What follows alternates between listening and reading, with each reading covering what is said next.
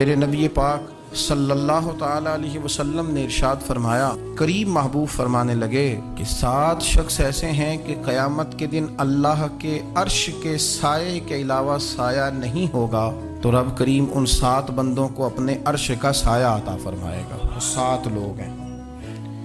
ان میں سے نبی پاک صلی اللہ تعالی علیہ وسلم نے ایک شخص وہ بیان کیا کہ جو نماز پڑھ کے مسجد سے نکل تو جاتا ہے پر اس کا دل مسجد کے ساتھ جڑا رہتا ہے، اس کی طبیعت مسجد کے ساتھ لگی رہتی ہے کہ میرا اللہ کے گھر سے ہو کے آیا ہوں، مجھے دوبارہ اللہ کے گھر جانا ہے۔ اس کا دل لگا رہتا ہے، جڑا رہتا ہے، وہ انتظار کرتا ہے دوبارہ کب میں نے مسجد میں جائیں۔ یہ رویہ نہیں اس کا ہونا چاہیے کہ وہ کہے اوہو سردیوں میں تو بس نماز ہی نماز رہ گئی، اعتراض نہ کرتا پھرے، بلکہ اس کا دل جڑا رہے مسجد کے ساتھ۔ جو خاص رشتہ ہے، بخاری مسلم میں حدیث ہے، ویسے تو ساری زمین ہی اللہ کی ہے نا، للہ ما فی السماوات و ما فی الارض، زمین و آسمان میں جو کچھ بھی ہے وہ اللہ کا ہے، لیکن حضور فرماتے ہیں کہ خطہ زمین پر جو جگہ رب کو سب سے زیادہ پیاری جگہ ساری اللہ کی ہے، پر جو اللہ کو سب سے پیارا ٹکڑا ہے وہ جگہ ہے جہاں مسجد بنا دی جاتی ہے۔ وہ خاص خطہ، آپ ذرا حدیث کے لفظوں پر غور کریں، فرمایا احب البلاد، وہ اللہ کا محبوب ٹکڑا ہے زمین پر جہاں مسجد بنا دی جاتی ہے۔ وہ اب آپ اندازہ کریں کہ وہ پیسے کتنے قیمتی ہیں، جو کمائے کسی نے تھے، لاگ مسجد میں گئے، اور محبوب کس کے ہو گئے؟ اللہ تعالیٰ کے۔ یعنی میرے تیرے کمائے ہوئے پیسے اللہ کے محبوب پیسے تب بنیں گے جب اللہ کے گھر میں خرچ ہو جائیں گے، تعمیر مسجد پر، تشکیل پر۔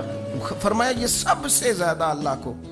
اور سید عالم صلی اللہ تعالی علیہ وآلہ وسلم نے ارشاد فرمایا کہ اللہ تبارک و تعالیٰ کو زمین پر، زمین ساری ہی اللہ کی ہے، لیکن اللہ تبارک و تعالیٰ کی زمین پر جو جگہ اللہ کو ناپسند ہے وہ جگہ ہے جہاں بازار بنا دیا جاتا ہے، جہاں مارکیٹیں بنتی ہیں، جہاں لوگوں کے ساتھ ظلم ہوتا ہے، دھوکے ہوتے ہیں، جھوٹ بولا جاتا ہے۔ یہ بخاری مسلم کی حدیث ہے۔ ناپسندیدہ زمین کا ٹکڑا وہ ہے جہاں بازار بنتا ہے، اور پسندیدہ ٹکڑا وہ ہے جہاں شوق کس بات کا زیادہ، میری مارکیٹ ہو کہ میرے نام کی مسجد ہو، یہ میری زمین کا جو ٹکڑا میری مارکیٹ ہو، میرا پلازا ہو، اور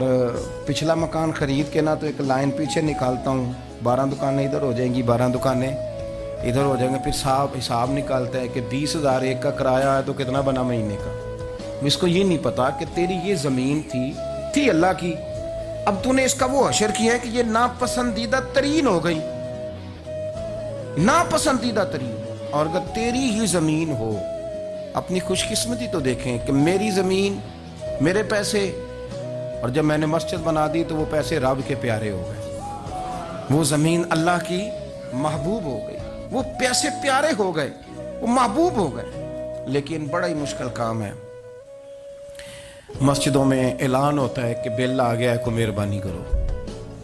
اور پھر پکے سچے حاجی، نمازی، نیک صالح پرہیزگار بندے بڑی مشکل سے جیب میں ہاتھ ڈالتے ہیں، اور جو باہر آتا ہے اس میں پورا 100 روپیہ نکل آتا ہے،